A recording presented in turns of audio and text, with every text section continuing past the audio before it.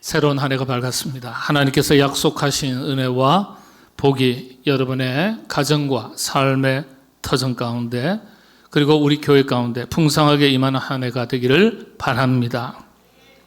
오늘 우리 시대를 가리켜 많은 사람들이 이렇게 말합니다. 분노 사회, 불신 사회, 불안 사회.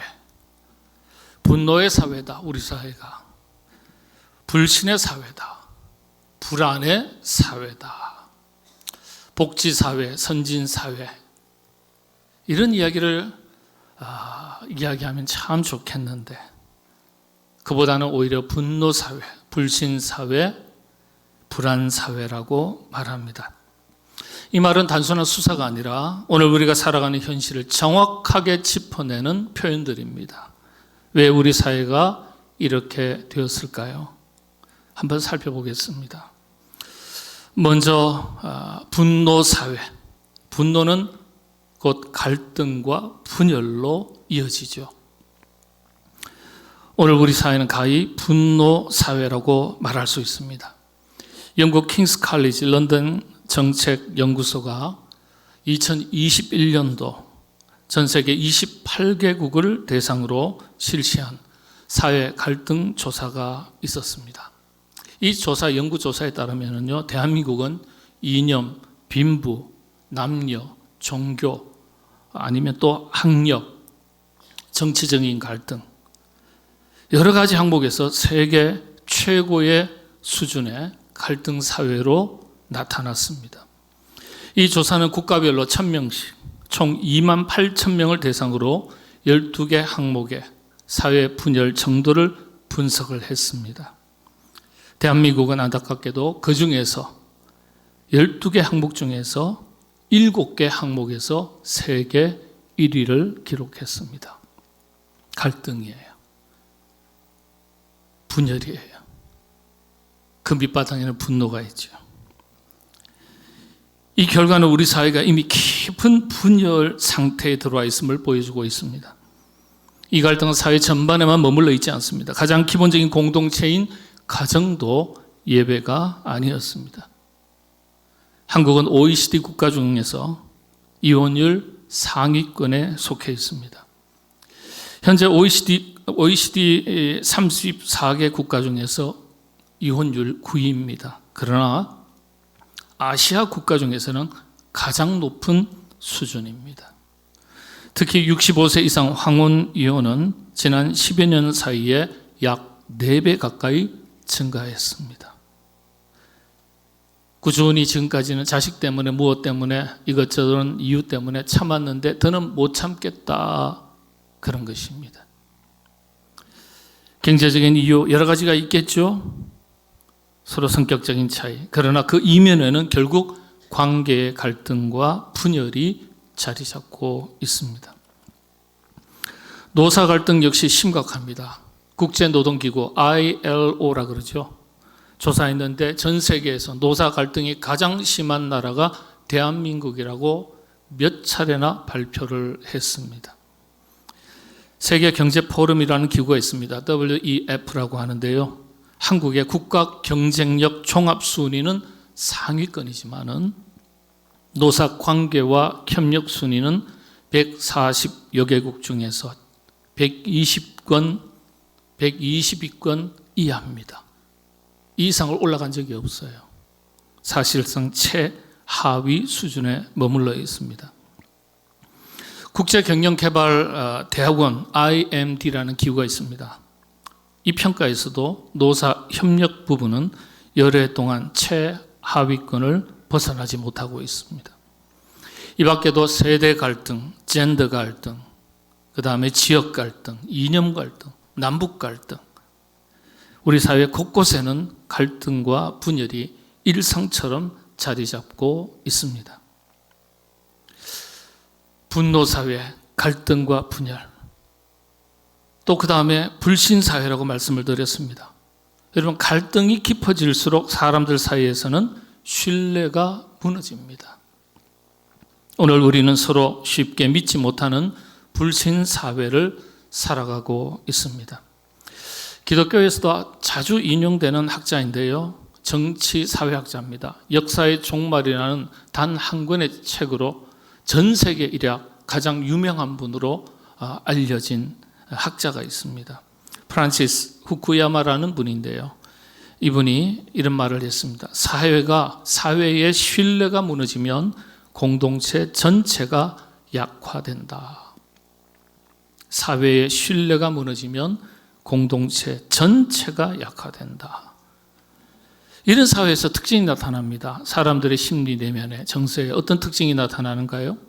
신뢰가 사라진 사회에서는 사람들은요, 자기가 믿고 싶은 것만 믿으려고 한다는 거예요. 이런 태도가 확산된다는 겁니다. 확증 편향이라고 말합니다. 심리학 용어죠. 확증 편향. 내가 보고 싶은 것만 보고 듣고 싶은 것만 듣고 내가 믿고 싶은 것만 믿겠다는 거예요. 다른 어떤 사람들이 합리적인 근거를 가지고 객관적인 사실을 가지고 말을 하더라도 믿지 않는다는 거예요. 이미 불신이 깔린 사회에서는 다른 의견은요, 더 의심하게 되고 그 결과 불신은 더욱 굳어지는 악순환이 반복된다. 프란시스 후쿠야마 이 학자가 그런 얘기를 했어요. 다 아는 얘기죠. 오늘 우리 사회 분위기 그리고 사람들의 마음속에는 이런 불신의 정서가 아주 깊이 만연되게 자리 잡고 있습니다. 마지막으로 또 우리 사회 특징을 어떤 사회라고 말씀드렸습니까? 불안 사회라고 그랬어요. 여러분, 분열과 불신이 쌓이면 결국 사람들의 마음에는요, 불안이 찾아옵니다. 믿을 수 있는 것이 없다고 느끼기 때문이에요. 믿을 만한 게 없다는 거예요. 불신인데 그 불신이 불안으로 이어지는 겁니다. 최근 국내 보건당국 자료에 따르면 공황장애와 불안장애 환자가 지난 몇 년 사이에 급격하게 증가했습니다. 작년과 재작년 청년들에게 놀라울 만큼 공황장애가 급증했습니다. 깜짝 놀랐습니다. 정신의학과와 심리학계에서 깜짝 놀랐습니다. 이렇게 급격하게 증가할 수 있는가? 이 공황장애라는 것은 불안장애거든요. 또 더 큰 틀에서는 기분장애라고 말합니다. 특히 10대와 청년들, 불안장애 환자가 4년 사이에 60% 이상 증가했습니다. 우울증 환자도 30% 이상 증가했습니다. 지금 대한민국은 OECD 국가 중에서 여전히 우울증 1위 국가입니다. 2024년 기준 우울증 치료 경험이 있는 국민은요, 국민건강관리공단에서 처음으로 발표했습니다. 100만 명이 처음으로 넘어섰습니다. 혹시 중복된 인원이 계산된 것 아닌가? 제가 찾아봤어요. 아니었어요. 전 국민 50명 중에 1명꼴에 해당합니다. 정말 심각합니다. 그래서 그런지 한국인의 행복지수는 경제적인 수준과는 달리 항상 최하위권을 맴돌고 있습니다. 정부 통계청의 보고자료에 따르면 대한민국은 2003년부터 2016년까지 OECD 국가 중에서 자살률 1위를 차지했습니다. 2017년 리투아니아에게 1위를 잠시 내어주었다가 2018년 뒤부터 다시 지금까지 1위를 차지하고 있습니다. 청소년 자살률 1위, 노인 자살률 1위, 전체 자살률 1위입니다. OECD 국가 중에서. 바로 이것이 대한민국의 민낯입니다. 우리 사회의 민낯입니다. 나와는 무관한 일이라고 그냥 지나칠 수 없는 일들입니다. 여러분, 자살을 어떻게 해석하냐면요, 여러 가지 이제 어떤 병적인 요인도 이야기하고 심리 정서적인 요인도 이야기하지만은 자살을 자기 자신에게 분노를 극단적으로 쏟아붓는 것이라고 해석을 합니다. 그 분노의 감정을 밖으로 쏟아내는 것이 아니라 내면화해서 자기 자신을 공격하는 것, 이렇게 얘기합니다. 그래서 그런지 세계 행복보고서와 OECD 조사에 따르면 대한민국의 행복지수는 선진국 가운데 최하위권에 머물러 있습니다. 경제는 성장했지만은 마음은 쉼을 잃어버린 사회가 된 것입니다. 이런 시대 속에서 교회는 무엇을 해야 하고 어떻게 해야 되겠습니까? 교회가 세상을 치유하기 이전에 먼저 교회가 달라져야 되고 그리스도인들이 달라져야 됩니다. 성도들 자신이 먼저 회복의 본을 보일 수 있어야 됩니다. 그래서 우리 교회는 금년 표어를 한 몸, 한 영으로 굳건히 서는 공동체라고 정했습니다. 분노와 분열, 불신과 불안이 가득한 세상 속에서 교회는 신뢰의 공동체, 화합의 공동체, 평안의 공동체로 서야 하기 때문입니다. 우리 교단 총회 역시 용서, 사랑의 시작입니다 라는 표어로 금년 한 해 주제를 이렇게 정했습니다. 교회 밖보다는 교회 안에서부터 먼저 이를 실천해야 될 것을 의미하는 것입니다. 그런데 교회도 흔들리고 있습니다. 작년에 총회 때 우리 교단에서 발표한 내용입니다. 국가가 각 종교에게 국가 지원금을 지원합니다. 불교는 40억입니다. 올해 책정된 예산이 40억입니다. 가톨릭은요, 올해 교황이 방문하는 해라 그러죠. 방문할 계획이 있습니다. 가톨릭은 455억을 책정했습니다. 우리 개신교는요 3억을 책정했습니다. 우리 한국의 개신교만 교단의 개수가 300개를 처음 넘었습니다. 재작년에 2024년도에 개신교만 300개가 넘었습니다. 계속해서 교단이 분열. 이 중에 목회자를 건강하게 길러내는 신학교를 가지고 있는 교단은 24개밖에 되지 않습니다. 전부 무자격. 그냥 잠시 성경 공부해서 자신들끼리 목산수 주고 안수 줘서 목회자를 만드는 거예요. 신학교가 있는 곳 24개 교단밖에 없습니다. 300개 교단 중에서. 그러나 제대로 된 신학교 10개도 안 됩니다. 문화체육부에 공식 등록한 개신교단의 개수가 2024년을 기준으로 처음으로 300개가 넘었습니다. 사회가 분노, 분열사회, 불신사회, 불안사회라고 말하기 전에 교회의 민낯이 현주소가 이렇습니다. 지도자 탓만 할 게 아니죠. 성도들 자체가 그런 거예요. 교회 자체가 다 그런 거예요. 말씀으로 돌아갑니다. 오늘 본문에서 사도 바울은 에베소 교회에 이렇게 권면합니다. 성령이 하나 되게 하신 것을 힘써 지키라. 성령이 하나 되게 하신 것을 힘써 지키라. 교회는 본질적으로 그리스도의 몸입니다. 우리는 서로 다른 모습과 역할을 가졌지만, 서로 다른 인격을 가졌지만 영적으로는 한 몸을 이루는 지체들입니다. 몸은 서로 잘 연결되어 있어야 건강한 거예요. 소통이 잘 되어야 건강한 거예요. 관계가 잘 이루어져야 건강한 겁니다. 한 몸이라 그랬습니다. 오늘 여러분들 에베소서 4장 3절의 말씀, 우리 함께 한 목소리를 봉독 한번 해보겠습니다. 시작합니다. 평안에 매는 줄로 성령이 하나 되게 하신 것을 힘써 지켜라. 4절은 뭐라고 되어 있습니까? 4절을 보면은요, 몸이 하나요 성령도 한 분이시니 했습니다. 몸이 하나라는 거예요. 한 몸이라는 거예요. 그리고 성령님께서 하나 되게 하셨다고 말합니다. 여러분, 성령이 하나 되게 하셨다는 말은 우리가 이미 한 몸으로 묶인 영적인 가족 공동체라는 뜻입니다.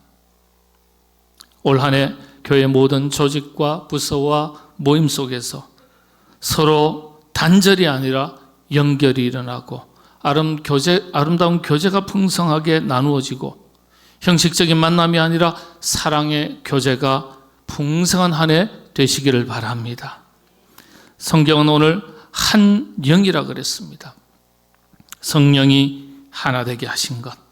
우리는 사람이 모여서 만든 공동체가 아니죠. 성령님께서 묶어주신 공동체입니다. 여러분, 아주 중요하죠. 교회는 그래서 하나 되기 위해서 애쓰는 것이 아닙니다. 이게 무슨 말인가요? 하나 되기 위해서 애쓰는 것이 아니에요. 이미 하나 되게 하신 것을 힘써 지켜야 될 책임이 있는 공동체라는 거예요. 여러분이 인지하시든지 인지 못하시든지 느끼시든지 느끼지 못하시든지 관계없이 하나님께서는 우리를 무엇으로 만드셨다고요? 영적인 하나의 공동체로, 한 몸을 이루는 지체로 우리를 만드셨다는 거예요. 그래서 이미 하나 되게 하셨는데 하나 되게 하신 것을 힘써 지켜야 될 책임이 누구에게 있다는 것입니까? 우리 모두에게 있다는 뜻입니다. 성령님께서 묶어주신 공동체, 공동체적인 책임을 말합니다. 세상이 혼란스러울수록 교회 책임은 더욱더 분명해집니다. 교회가 굳건히 서야 흔들리는 세상도 붙들 수 있습니다. 금년 안에 그리스도의 몸을 이루는 지체로서 우리 모든 삼성 가족들이 공동체에 대한 소속감이 분명한 신앙생활 하시게 되기를 바랍니다. 그리고 연합과 교제에 힘쓰는 신앙생활 잘 감당하시게 되기를 바랍니다. 그래서 하나님께서 하나 되게 하신 교회를 굳건하게 세워나가고 이 안에서 행복한 신앙생활 누리시는 성도님들 다 되시기를 바랍니다. 그래서 금년 한 해 분노와 불신, 불안이 가득한 세상 속에서 행복한 관계가 풍성하고 마음이 행복해지는 신앙생활을 해 나가시게 되기를 주님의 이름으로 축복합니다. 우리 교회 공동체는요, 영혼의 쉼터요, 또 이런 가운데 구원의 방주로서 복음의 사명을 힘있게 감당하는 교회로 든든하게 서가는 한 해가 될 수 있기를 주님의 이름으로 축복합니다. 기도하겠습니다. 한 몸 한 영으로 든든하게 서가는 한 해 되기를 소망합니다. 우리의 고백과 결단을 주님 기억하시고 이 고백과 결단이 아름다운 열매로 이어질 수 있도록 성령님, 우리 공동체 위에 풍성한 은혜 더하여 주시고 우리에게 그와 같은 능력을 더하여 주시옵소서. 특별히 금년 한 해 하나님, 우리가 주님 앞에 날마다 드리는 모든 소망의 기도의 제목에 아름다운 응답의 열매를 더하여 주시옵소서. 우리의 영적인 가족 공동체, 우리 교회 공동체뿐만 아니라 사랑하는 모든 주의 군속들의 가정이 주의 평강이 넘치는 복된 가정이 될 수 있도록 인도하여 주시옵소서. 모든 삶의 터전 가운데 주님께서 형통의 은혜를 더하여 주셔서 땀 흘리고 수고한 자리에 많은 열매를 거두는 행복한 한 해가 되게 하여 주시옵소서. 특별히 기도하기는 하나님 몸과 마음과 영이 연약한 주의 군속들 주님 친히 찾아가 주셔서 어루만져 주시고 새 힘을 더하여 주시고 연약함을 고쳐주셔서 일어서게 하시고 저들의 병상과 침상의 자리가 하나님 낙심과 눈물로 가득 찬 자리가 아니요 하나님의 은혜 가운데 치유와 회복이 넘치는 복된 자리로 바뀌게 하여 주시옵소서.